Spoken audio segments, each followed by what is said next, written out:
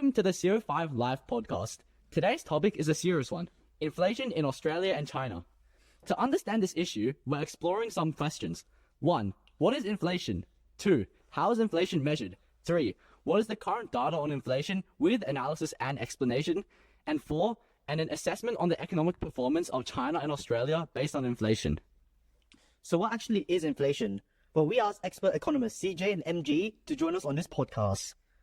While inflation is defined as a general increase in price levels of goods and services in an economy, there are two main types of inflation: demand pull inflation and supply cost inflation. Supply cost inflation refers to inflation driven by higher cost of production for business. This increases the price of supply, which passes on to higher prices for goods and services.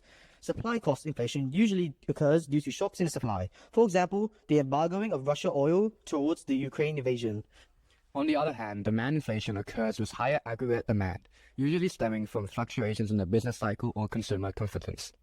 Well, now that we know what inflation is, how do flashy figures like 7.1% come about? How is inflation measured? Inflation in Australia is measured by the Consumer Price Index, which is calculated by the Australian Bureau of Statistics.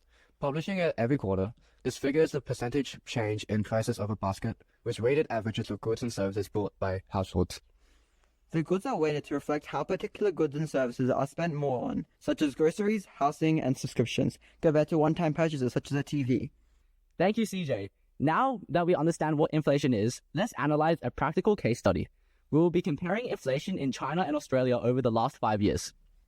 Inflation in China and Australia has been diversely varied over the last 5 years. Today, we're going to break it down into 4 sections using the COVID-19 pandemic as a base. Now, we're going to separate it into pre-COVID, COVID recovery, and after COVID has ended. Hang on, Thomas. Before we get started, I want to point out a trend that can be seen throughout the entirety of the figures. Australia's rates will be similar to the global trend, while China's will be quite divergent. Really? Wow. Australia and China has vastly different economies.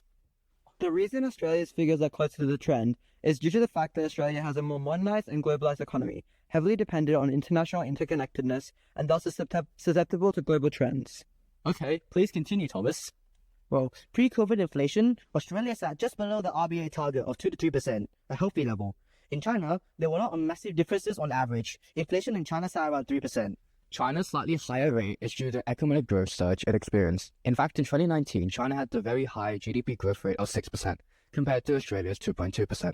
It is due to China still rapidly industrializing and modernizing its economy.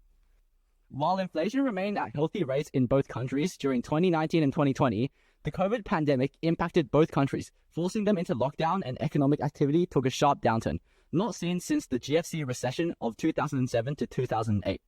As a result of the slowdown in economic activity, as dictated to by the business cycle, the profits and incomes of firms and individuals decreased, causing consumer demand to decrease and thus result in a reduction of demand inflation.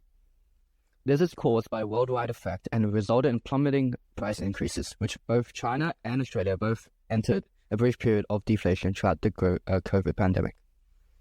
Well, what happened after the COVID pandemic lockdown ended in around mid-2021, I believe?